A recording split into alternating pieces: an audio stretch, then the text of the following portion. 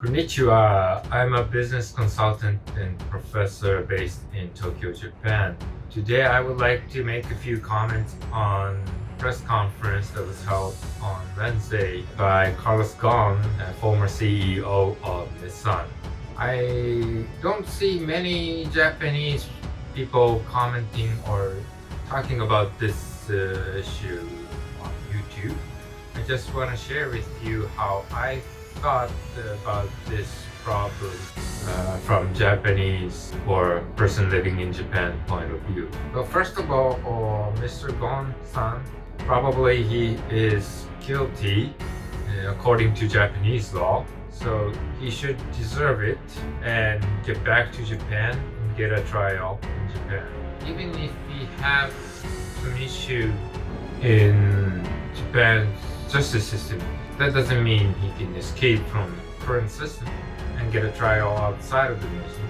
He should get back here and get a trial based on current system, current rule.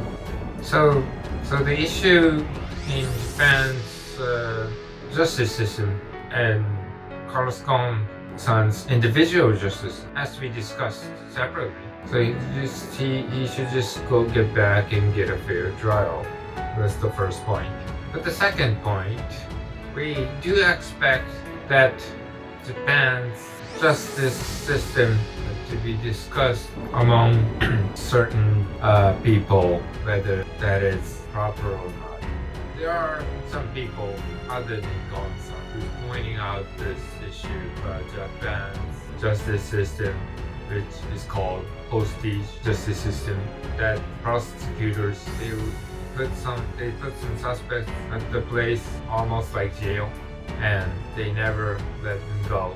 They never let the suspect go until they deny commitment of the crime, and that would be a problem. That might be violating basic human rights. So that's really controversial and have to be discussed. Politicians, lawyers, government employees, and we have to ensure that we treat people with respect, even if there's a possibility that he or she committed a crime. Well, I have seen 99% conviction rate. That is high and thought to be that will be evidence that the trial is unfair. I've seen these numbers in many medias, many news shows, but this doesn't directly mean Japan's trial is not proper, because in Japan, prosecutors, they don't sue if there's a certain percentage that they don't win.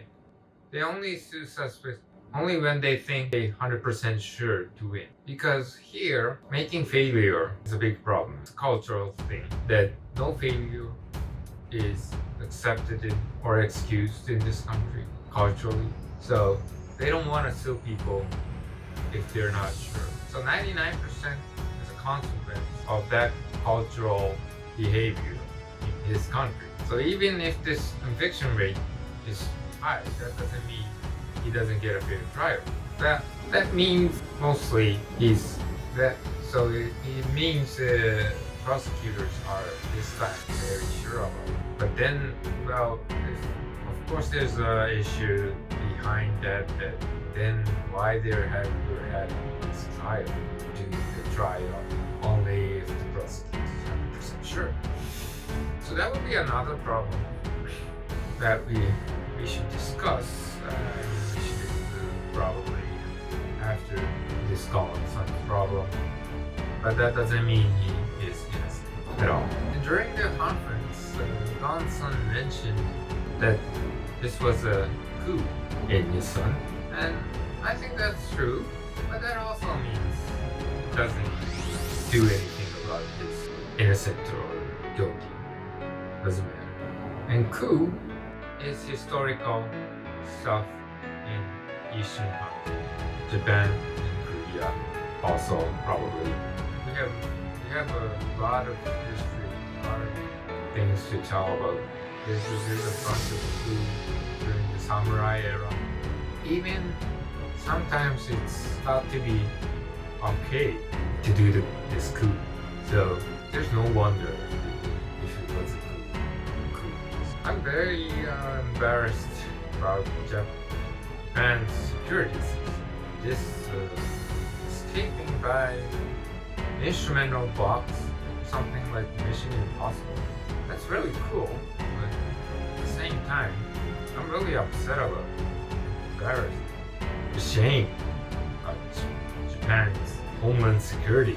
But we don't think it that way. But in some countries, some people in countries, some countries, they still, Japan, we're still thought to be one of the country that has good technology, high-tech industry. Well, how can this person like Ghosn should be under supervision can escape this easily? This is very embarrassing. I think it's very embarrassing, but maybe most of the Japanese, they don't care because we normally think from the viewpoint that the humans are fundamentally good because we live in Ireland and we used to know each other very well. Here in this country, there's not like many, but it's not like a bunch of cameras, CCTVs watching. We believe in humans, fundamentally good. So maybe there's not many Japanese people who are blaming security departments for this, but I think they're very disappointed or ashamed about Ghosn himself. Again, because this dumb system is based on the thoughts that the humans are good. So we don't escape from something. Because this country is harakiri culture we have. So people in Japan, they don't usually escape from something at the end of this period. So that's something when we think about view of beauty. It's really important for us how to spend, how to live at the very end of certain period, how to end or how to behave at the very end of a certain period. That's why we like cherry blossom flowers, because sakura is the most beautiful when they end the life. That's where harakiri comes from, and that's where sakura. That's why sakura is loved by so many Japanese. So this Ghosn stuff doesn't seem. We don't see any beauty we see in sakura this time. So one of the reasons Japanese people, medias, are really against this Ghosn this time is more cultural stuff. Cultural norms are behind this emotion against Ghosn. So during the press conference, Ghosn mentioning how Japanese prosecution government is really close to media. Sometimes they leak information and sometimes making this atmosphere against him. It's true, and that's another issue other than justice system that we have here in this country. That government and media are pretty close to each other, and even juries and prosecutors are close to each other. And probably that's not good. And I don't think we have a good due process that they have in the United States. And that should be improved. There's a huge space of improvement probably. But that's not the only reason that Ghosn has been blamed from the people in Japan. One of the big reasons that he is now losing popularity, he was violating Japan's local rules. And here, of course, to follow the rule, legal compliance is of course important. But more than that, there's a bunch of local rules that it's not. So when you live or work in the country, you have to be very aware of those rules that are not really written. Well, this is like 3,000 old island country. Like most of the time, we lived with same race, same faces, same race. It's a very closed island country. Not have been open to the world very long time. So there's plenty of Japan special. You can say anything that they're not like westernized or they're undeveloped. I don't think so. If you want to do business, live in this country, you should know and we should respect each other. I don't know what's the problem with Ghosn living in Japan for more than 20 years and sitting on a chair, CEO of Nissan, which should be very important company living here in Japan. Very special automobile industry for this country. Of course, it's very special. And being a CEO at that kind of company, I'm sure he knew about all this cultural norms. But when I looked at the press conference, I don't know much about him. So this is just hypothesis. And I'm just guessing, just from the conference. But probably he was way out of line that Japanese are usually very patient. But he seemed like he was like way out of line. He lost some respect to Japanese local. For example, so this is just an example from the conference. Well, he was mentioning our harbor, Fukushima during the press conference, but that should never be done if he still thinks he wants understanding from Japanese people.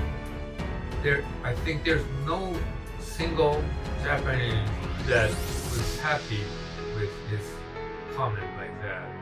Ghosn used to be known, and he was popular among Japanese people that he brought Nissan back.